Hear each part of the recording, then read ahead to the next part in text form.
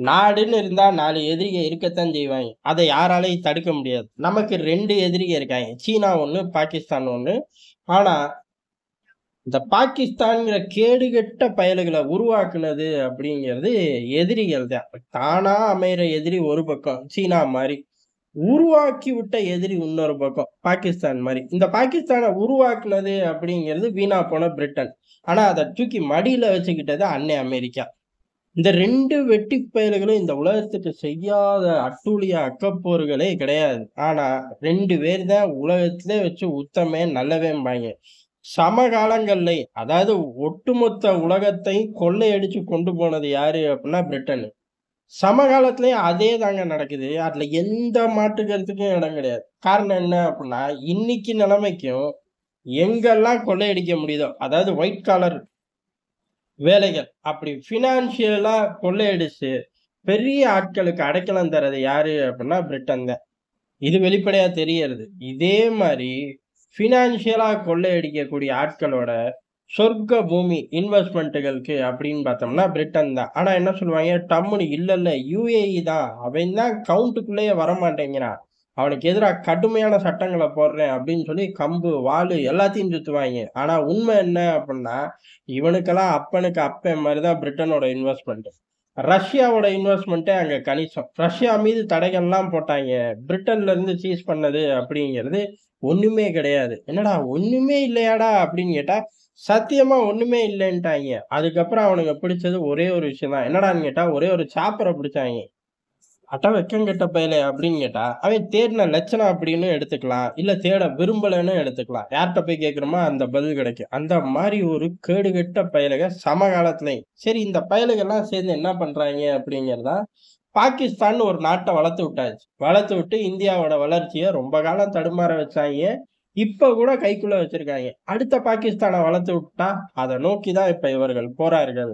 ஆனா அத மறைமுகமா சுத்தி போறாய்ங்க. இப்ப பாகிஸ்தான்ல என்ன நடக்குது? IMF தான் பிச்ச போட்டானே!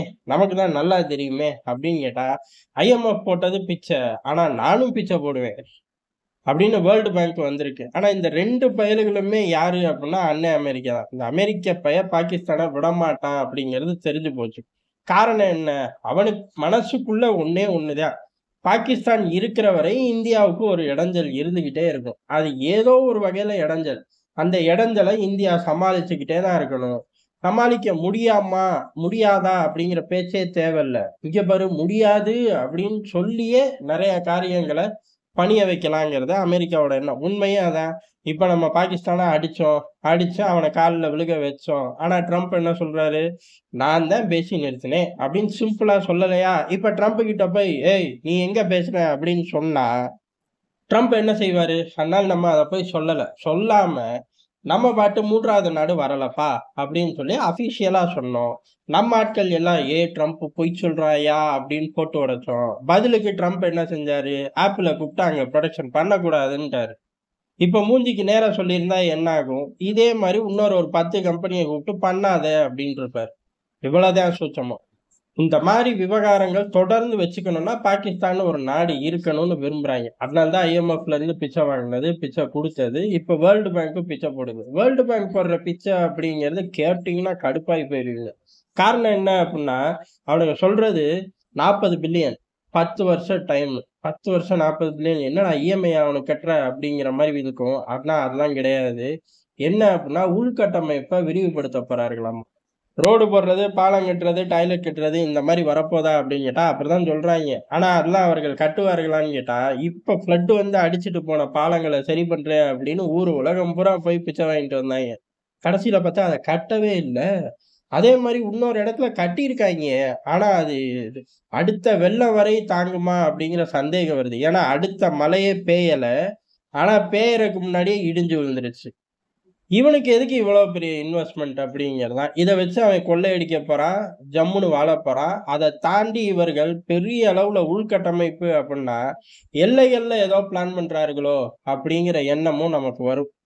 காரணம் இந்திய எல்லைகளோட கட்டமைப்பு அப்படிங்கிறது சீனாவுக்கே சவால் விடுது. பாகிஸ்தான்லாம் கிட்ட கூட நிக்க முடியாது. தூக்கத்துல கூட எட்டி பார்க்க முடியாது. அந்த மாரி உள்கட்டமைப்பு பறந்து விரிஞ்சு கிடக்கும்போது, அந்த சைடு அந்த உள்கட்டமைப்ப உருவாக்க பார்க்கிறார்கள் அப்படிங்கிறத எடுத்துக்கலாம். எந்த அளவுக்கு ஆட்டைய போடாம உருவாக்குவாங்கங்கிறத பொறுத்து நம்மளோட அச்சுறுத்தலோட லெவல் கூடும், குறையும்.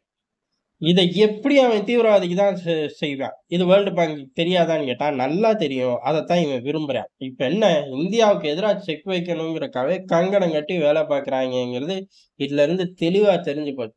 ஆனா, என்னதான் வேலை பார்த்தாலும் சரி, வேர்ல்டு பேங்க்குக்கு பிரான்ச்சே பாகிஸ்தானுக்குள்ள போட்டாலும் சரி, இந்தியாவ ஒண்ணும் செய்ய முடியாது. ஏன் அப்டின்னா, இதே மாரி பல 100 மடங்கு வேலை பார்த்து வச்ச பாகிஸ்தான தான் சமீபத்துல போட்டு வெலுன்னு வெளுத்து தூக்கி எறிஞ்சோம். இனி வரும் காலங்கள்ல என்ன ஆகும்? இதே தான்டா ஆகும் முட்டை பயலே! அப்படிங்கிற மாரி தான் இருக்கும். ஆனா என்ன ஒண்ணு அப்டின்னா, இதே மாரி இன்னொரு ட்ரிகர் பாயிண்ட்ட உருவாக்கிட்டா, அப்படி உருவாக்கப்பட்டது தான் பங்களாதேஷ். பங்களாதேஷ பொறுத்தவரையும் யூனுஸுக்கு முழு ஆதரவு பைடன் கட்சி தான். 1 டசன் என்ஜிஓக்கள் தான். இப்ப பைடனும் இல்ல, பைடன் கட்சியும் இல்ல. 1 டசன் என்ஜிஓக்கு ட்ரம்ப் தடை விதிச்சிருக்காரு. ஆனாலும் யூனுஸ அடக்க முடியல. இது எத குறிக்குது அப்டின்னா, ஜெலன்ஸ்கி மாரியே தான். இறக்கி விட்டதுக்கு அப்புறம் ஜெலன்ஸ்கிய கண்ட்ரோல் பண்ண முடியலன்னு ட்ரம்பே தலைகீழ இருந்து தவிக்கிறார். அதே சமயம் டிக்கெட் கிழிச்சு தரமாட்டேங்கிறாரு ஜெலன்ஸ்கிக்கு. ஏன்? ஏதோ ஒரு காலகட்டத்துல யூஸ் ஆவான். எதுக்கு நம்ம போய் இப்பயே ஷட்டர குளோஸ் பண்ணணும்? அப்படிங்கிற இந்த உலக அரசியல்ல எந்த கதவையும் சாத்தாதம்பாய்ங்க. அதே தியரிய தான் அமெரிக்கா அங்க யூஸ் பண்ணுது. யூனுஸ் விவகாரத்திலே அதே யூஸ் பண்றார்கள். யூனுஸ பொறுத்தவரையும், இந்த நிலப்பரப்புன்னு ஒண்ணு இருந்துட்டா போதும். எவன் எவனோ வந்து கடந்துருவான். அத வச்சு நம்ம பெரிய அளவுல கல்லா கட்டலாம் அப்படிங்கிறது தான் யூனுஸோட எண்ண ஓட்டம். அதத்தான் இப்ப யூனுஸும் செய்ய ஆரம்பிக்கிறார். ஜப்பானுக்கெல்லாம் 4 நாள் சுற்றுப்பயணம். ஜப்பானும் உள்ள கூப்பிட்டுக்குது. பின்னாடி அமெரிக்கா இல்லவே இல்லன்னு நம்மனால சொல்ல முடியாது. ஜப்பானோட எண்ண ஓட்டங்கள் இல்லைன்னு நம்மனால சொல்ல முடியாது. ஒருத்தனுக்கு ஒருத்தன் எதிரி தான். இங்க நண்பன் யாருமே கிடையாதுங்கிறத மீண்டும் மீண்டும் நிரூபிச்சு காட்டுவாய்ங்க. நம்மளும் அதே தான் நிரூபிச்சு காட்டணும். அப்ப மட்டும் தான் இந்தியா ஜம்முன்னு பயணிக்க முடியும். மைலேஜோட தாறுமாற எடுத்து கொடிய பறக்க விட முடியும். சரி யூனுஸ் இப்பல்லாம் பண்ணி என்ன பண்ண முடியும் அப்டின்னா, யூனுஸ் எலக்ஷன் வைக்காம அவரே இருக்க பார்க்கிறார். இந்த எலக்ஷன் அப்படிங்கிறது வைக்க மாட்டேன் அப்படின்னு சொல்லி அடம் பிடிச்சுக்கிட்டு இருந்த யூனுஸுக்கு பெரிய அளவு போராட்டங்கள் வெடிக்குது. வெடிக்கிறனால ஜப்பான்ல உட்காந்துட்டு, சீனால உட்காந்துட்டு இந்தியாவ பத்தி பேசினான். ஜப்பான்ல போயிட்டு பங்களாதேஷ் சொந்த நாட்ட பத்தி பேசினான். பங்களாதேஷ்குள்ள இருக்கும்போது என்ன பண்ணுவான்னே தெரியல. நாள பின்ன யாரும் வழியில பார்த்தா கேளுங்க. அவன எப்புட்றா நாங்க பார்க்கறதுன்னு கேட்கக்கூடாது. என்னைக்காச்சும் ஒரு நாள் கொடுமை அந்த நாய பார்க்குற மாரி இருந்தா அது எப்படி அமையும் அப்டின்னா, அந்த ஆள் தப்பிச்சு ஓடுற ஃப்ளைட்ல நீங்களும் பக்கத்துல உட்கார்ந்து இருந்தீங்கன்னா, கேளுங்க. சரி, ஜப்பான்ல போய் என்ன பேசினாரு அப்படிங்கிறது தான். இங்க பாரு தேர்தல வைக்கிறான்னா நான் வைக்க தயார். ஆனா பங்களாதேஷ் பழைய நிலைமையிலேயே தான் தொடரும். என்னய்யா சாபமாயா விடுற? வந்து இவ்வளோ நாள் ஆச்சு. நோபல் பிரைஸ் வாங்கி கிழிச்ச நபர் அப்படின்னு தான் கூப்பிட்டு வந்தாய்ங்க. ஒண்ணுமே நீ மாத்தி வைக்கலையா அப்படின்னு கேட்டா, அதுக்கு பதில் கிடையாது. ஆனா, இப்ப தேர்தல வச்சா பழைய மாரியே தான் பங்களாதேஷ் வாழும் பாத்துக்க அப்டிங்கிறாய்ங்க. அப்ப இப்பன்னா இப்பயாடா அப்டின்னு கேட்டா டிசம்பர்ன்ட்டாய்ங்க. அடப்பாவி! டிசம்பருக்கே கொல்ல நாள் இருக்கேடா! அதுக்கே உனக்கு வலிக்குதா அப்டின்னு கேட்டா, டிசம்பர் வச்சா இந்த நெலம. இத விட நல்ல நெலம வேணும்னா, அடுத்த டிசம்பர்ல இருந்து அடுத்த 6 மாசம் அப்டின்னு தள்ளி போட்டாரு. முந்திலாம் 2 வருஷம், 1 1/2 வருஷம் தான் தள்ளி போட்டாரு. இப்ப 6 மாசம் தள்ளி போடுறாரு. ஆக மொத்தம் தள்ளி போடுறத தாண்டி வேற எண்ண ஓட்டமே யூனுஸுக்கு கிடையாது. சரி இவ்வளவு தூரம் தள்ளி போட்டு என்ன பண்ணலாம்? இப்ப பாகிஸ்தான்ல என்ன நடக்குதோ, அதே தான் நமக்கும் நடக்கும். அதாவது எல்லா நாட்டையும் பேசுவாய்ங்க. அதுக்கப்புறம் ஃபண்ட இறக்குவாய்ங்க. அந்த ஃபண்டு அப்படிங்கிறது பங்களாதேஷ் உள்ள மக்களுக்காக கிடையாது. நமக்கான கூலி கிடையாது. இந்தியாவ மிரட்டுறக்காக இந்தியாவுக்கு அச்சுறுத்தலா இங்க ஒரு நிலப்பரப்பு இருக்கணுங்கிறக்காக இறக்குவாய்ங்க. அத நம்ம ஆட்டைய போட்டுக்குவோம். நமக்கு கூலி குடுத்த எஜமான் தான் இப்ப அமெரிக்கால இல்ல. சப்போர்ட் பண்ண என்ஜிஓக்களும் இல்ல. ஆனா இந்த மாரி விவகாரங்கள் யாராலயும் அடக்க முடியாது. இப்படி ஒண்ணு வேணுங்கிறனால தான் நமக்கு இன்னமும் அமெரிக்கா டிக்கெட் கிழிச்சு குடுக்காம இருக்கு அப்படின்னு யூனுஸ் நம்புறாரு. உண்மையும் கூட.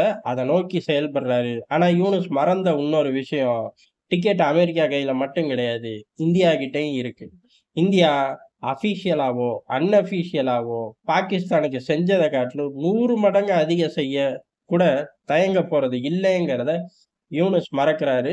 இப்படி 2 வலுவான பயலுகள ரெடி பண்ணி வச்சு, ஒரு தீவிரவாதி, ஒரு ரவுடி பய 2 பேரையும் ஒரே டைரக்ஷன்ல இறக்கி விட்டா, இந்தியாவ அசச்சு பாத்தரலான்னு எதிரிகள் நினைக்கிறார்கள். நண்பர்களும் நினைக்கிறார்கள். ஆனா எதிரியும் நண்பனும் கூட்டணியே போட்டாலும் ஒண்ணும் புடுங்க முடியாது. இது பூராமே இன்னைக்கு திங்கட்கிழமை அப்படிங்கிற மாரி தான் உலக அரசியல் கடந்து போயிரும். காரணம் இந்தியா ஒரு வலுவான இடத்த பிடிச்சிருச்சு. அதனால இந்த மாரி பிரச்சனைகள் வருங்காலங்கள்ல இன்னமும் 1 டசன் வரும். நெறைய வரும். காரணம் என்ன? அமெரிக்கா, மத்த நாடுகளும் சிந்திக்கக்கூடிய வேலையே இதான். ஜெர்மனி எதிர்ப்பு ஒன்றே ஒட்டுமொத்த உலகத்தோட கொள்கையா இருந்துச்சா அப்படின்னு கேட்டா, அப்படிலாம் கிடையாது. ஜெர்மனி வீழ்த்தின உடனே படார்ன்னு இவனுங்களுக்குள்ள சண்டை வந்துருச்சு. படார்ன்னு இவனுங்களுக்குள்ள சண்டை வந்தோனே, ரஷ்ய எதிர்ப்பு ஒண்ணே இருக்கான்னு கேட்டா, அதுவும் கிடையாது.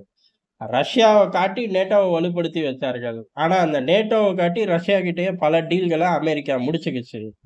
இப்ப நேட்டோவும் வேணாம், ரஷ்யாவும் வேணாம். நேட்டோவும் வேணும், ரஷ்யாவும் வேணும் அப்படின்னு டீல் ஓட்டிக்கிட்டு இருக்கு. இந்த மாரி வேலைகள இந்தியாவுக்கு எதிராவும் செய்வார்கள். ஏன் அப்டின்னா, நம்மளும் அந்த ஜோனுக்கு வளர்ந்துட்டோம். இது தடைக்கல்லே இல்ல. இது படிக்கல்லு. அதே மாரி ஏறி நின்னு கொடிய பறக்க விட்டுறணும். ஏறி நின்னு வேடிக்கை பார்த்தோம்னா சாச்சு விட்டுருவாய்ங்க. ஏறி நின்னு கொடிய பறக்க விட்டா மட்டும் தான், அமெரிக்கா, ரஷ்யா போன்ற இடங்கள்ல இந்தியாவும் வர முடியும் அப்படிங்கிறது எதார்த்தமான உண்ம.